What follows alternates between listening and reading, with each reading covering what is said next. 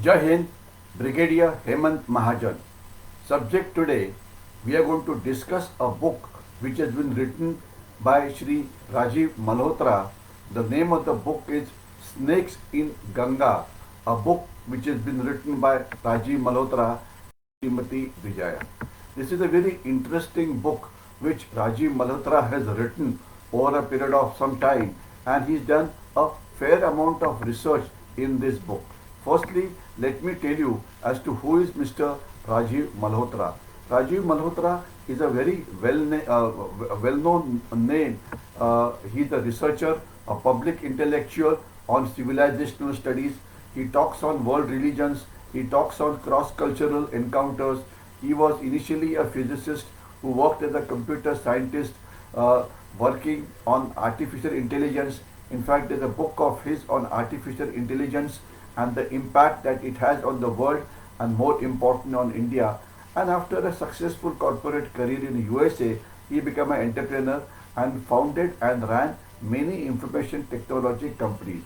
And he's been running an institution which is non-profit called Infinity Foundation USA Limited, and he's been researching on various civilizational aspects. And he's authored a many best-selling books, and one of the books that we are going to talk today is about snakes in the Ganges. What is snakes in Ganges, and what does the title of the book really imply? What we must understand is that it's a very fascinating book which talks about breaking India 2.0. That means there are certain forces in USA and in the Western countries who want to break India because they can't believe that India is one entity, and they believed that India as a country became one only after 1947. Before that, there were multiple kings who ruled various parts of the country. Now, Rajiv Malhotra talks about as to what these forces are and what exactly are they doing. Why Ganga? Why the metaphor Ganga? Ganga is a very safe place as far as Hindus are concerned. We know that there is no threat from Ganga. When we take a bath inside Ganga, then we are supposed to get a lot of punya. And but what happens is, while Ganga is a very holy river, there are many snakes inside the river which are unknown to people, who are vicious enemies of our country.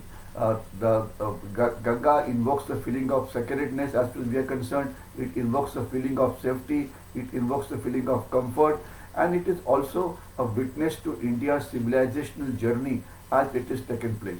So therefore, if you let your guard down, expose yourself totally, then you are definitely vulnerable, and there are enemies who are going to create a problem for you. Now let's talk about what exactly he means. What he's trying to say is that there are intellectuals in America, there are universities in America, there are media houses in America, New York Times, Washington Post, etc. There are NGOs in America who are carrying out an intense warfare against India's integrity, and it's a very well orchestrated campaign. In that, you have two more individuals who are billionaires. You must have heard of Ford Foundation. Mr. Ford was a president of USA, and his organization feeds anti-national organizations in India and try and create problem for India's unity.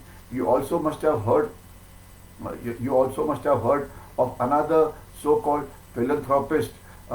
He is responsible for feeding lot of anti-national organizations in India. I'll let you his name in a short while. Now, what they talk about is the theory of critical race theory, which the USA academia and certain people are trying to work on. They say that the white race is very superior to the Indians, and therefore Indians must take advice from them. India is not on the right lines. It must have an open society.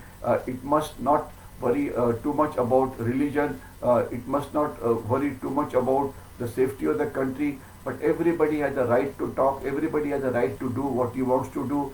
Open society, as they call it. And there are institutions like Harvard University, etc., who try and feed. And there are certain intellectuals in our country who try and tell them, yes, a lot of wrong things have been done in India, lot of people like the Muslims, the other backward communities, etc. They are marginalized and they are not getting adequate justice. And people who are ruling over them, especially they call them the Brahmins, they are creating a problem for these groups, and their grievances are not looked after.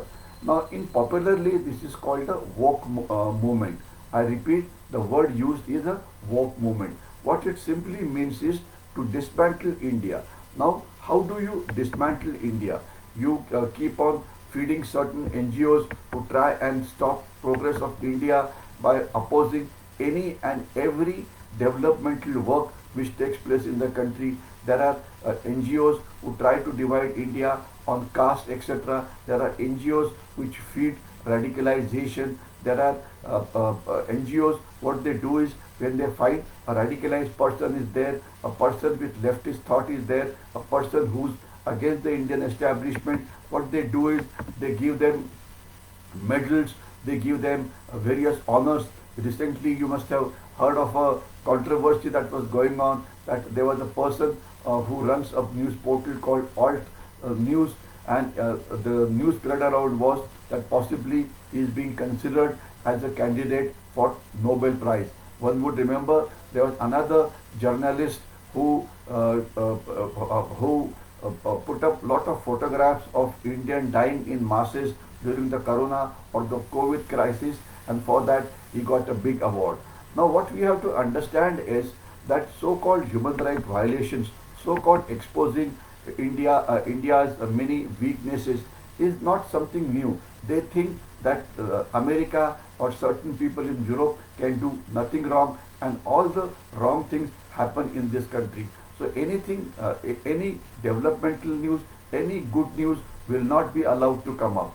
Any news which is bad, that will be blown up out of proportion and try and tell people all over the world that India is going to break up. For example, they are against the elected government. They are especially the Modi government. Now, when elected government by people of India, when they passed a law of Citizenship Amendment Act that was opposed by by getting people on the street and trying to oppose it. When a law was made against illegal Bangladeshi migration, what is called as the National Population Register, or better known as National Register of Citizens, that was opposed by street power. Then there were another set of agitations which took place under the name of farmers' agitation, in which two roads leading to National Capital Region Delhi were blocked, and the losses that the country suffered was to the tune of 4,000 crores to 5,000 crores every day. So meaning any law is passed, any rule is passed, just oppose it, just get people on the streets and ensure that no developmental activity takes place and the country cannot prosper. Not only that, when you there have been NGOs who have opposed. One would remember that there was a factory called Vedanta whose working was stopped in Chennai because they said that this is creating a problem of pollution for us. But can a country live without copper? Is there no way that one can increase the standards of cleanliness and ensure that we create we pollute as less as possible? This factory was stopped, and thereafter we started importing copper from China. Now there was also another case in which certain people assaulted a phone maker in Chennai, and thereafter phones or call it mobiles worth about 600 crores were stolen, and immediately after that it was China's Global Times who wrote a editorial by saying that the India as a country is not safe for manufacturers. Whoever faces a problem must come to China. So therefore, try and put down anything and everything. They initially said that during the corona wave, India is going to face a problem, and today we have been able to face corona or the Chinese virus much better than rest of the world. We have lost least number of people. Not only did we protect ourselves, but we also ensured that a large number of dosages of the corona vaccine was given to the poor countries, and this was appreciated by many countries in the United Nations General Assembly. Now there are newspapers like New York Times or Washington Post who after every 15 or 20 days will write an article, try and tell you that things are getting very bad. For example, when Sri Lanka collapsed because of problems of having adequate foreign exchange, there are people who commented, no, something similar will happen in India. India will collapse and the Indian rulers will go away. Meaning, spread anarchy. So try and scare people. Try and tell people that anything good that is being done in the country is not being done properly. India or the Indians are not capable of administrating themselves. Marxism has reincarnated itself as a critical race theory as far as the USA academia is concerned. And this has been recklessly mapped on India also. They equate caste with race. Marginalized community in India are considered like blacks, and the Brahmins in India are considered as whites of the India. Now there are groups who claim to have grievances like the Muslims, like the other backward communities. They are artificially clubbed together, and popularly it is called a woke movement. And Howard is basically a ground zero for all these kind of social theories which are developed in collaboration with Indian scholars, some activists, some journalists, some artists who have nothing else, but they are immensely happy when something bad happens in India. Days after days, you will hear articles in economic newspapers that Indian rupee is going to collapse, and then there are people in the Indian media who will talk about it as to what it doesn't have any future.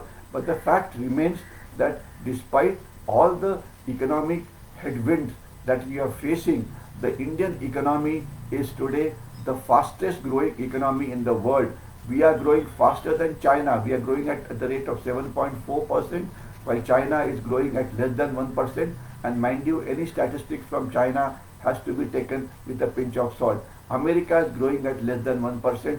Europe is going to get into recession. So therefore, among all the large economies, our economy is doing the best.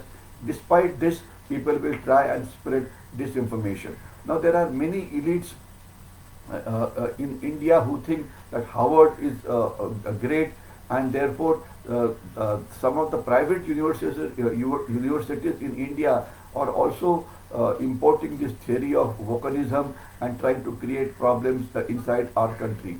Now this is it is also said that this is possibly spread inside the government also. So therefore there is an entire ecosystem of ideologies, institutions, leaders who are basically emerging for recolonization of India. They feel that India is on a sale, India will break into many other countries. So therefore the authors, what they have done is they have tried to explain as to what are the various kind of dangers that Indian society faces from the Western world, and it also try and tell you, the heading of the book is Breaking India 2.0, because just before this, I think 2 or 3 years back, Breaking India 1.0 was also published, in which various dangers that are there to the country from the technologies which are being procured in the world was talked about. So this is the second part of the same theory of how many people outside India, especially in USA, intellectuals, media people, universities, NGOs who are trying to break India into many small states. And these negative forces are now trying to infiltrate into India's institution, polluting them with a toxin that India doesn't have a future. यहाँ पे अच्छे दिन आने वाले नहीं है. The legitimacy of Indian government is challenged. All kinds of social problems that are there in the society are blamed on the Indian government. It is blamed on the Hindu civilization. They claim that Dalits are not safe, Muslims are not safe, women are not safe, the Tritiya Panthi, they are not safe. So they say nobody is safe. But despite the fact nobody has ever run away from India to anywhere else in the world. They try and infiltrate into our film industry, try and project India's many strong institutions like Indian Army in a bad light. in academic framework, there are people who develop discourses saying that India doesn't have a future, etc. So the book basically says that there's a nest where all these snakes are being nurtured by Americans, Ivy League universities, and the production of this anti-India knowledge involves a large number of Indians at every level, but the leadership at the highest level is controlled by the Westerners. And then there are many bright Indians who are lured by this American Ivy League universities. They also feel that there's a problem. Then there are certain people who nurture movements like Khalistani movement, etc., who feel that besides Khalistan or besides breaking of India, this country does not have a future, without realizing that India is today one of the biggest democracies in the world, and this kind of a democracy where all kinds of parties are ruling all over, that doesn't happen in any other part of the country. So therefore, what we need to understand is read the book, understand as to what are the various dangers that are there. We have to ensure such institutions who are creating a problem for India are kept under watch. We have to find out which are the snakes, how are they camouflaged. These snakes camouflage themselves into movements called human rights, movements called social justice, movements called women empowerment, movements called LGBTQ empowerment, movements called pluralism, movements called against democracy, movements called free speech, movements, and these are all buzzwords. If you want to read more about it, do read this book, Snakes in India, by this very famous author Rajiv Malhotra. Important point which is explained in this book is all these people who are there in the Western world have a leftist leanings or Marxism in their minds, and this is what they try to spread in the society, that inequality is spreading in the country, pluralism is failing in the country, etc. So therefore, they go in for movements like Black Lives Matter, and they try to show as if anywhere and everywhere problems are being created. So therefore, this is a very exciting and a provocative book. It could possibly upset few people simply because it is coming from an author who's based in USA and who's questioning the very basic theories which are being propagated in the United States of America. But he's provided ample evidence over a period of 1,000 endnotes. There are several pages of bibliography, and it is not only few individuals that are considered as dangerous snakes, but the number is fairly large. So therefore, this is a wake-up call as far as India is concerned, and Snakes in Ganga is a path-breaking book. We should, every Indian with a genuine concern for love and the country must read this book and be aware as to what are the dangers that are there to this country. And I think what is most important is that these dangers must be understood, and India must evolve a counter plan to stop these snakes from coming inside the country, and we must ensure that every India must believe in the theory it is the Indians ruling in India which will take this country to a superpower race. I'll thank you here. Thank you very much, and Jai Hind.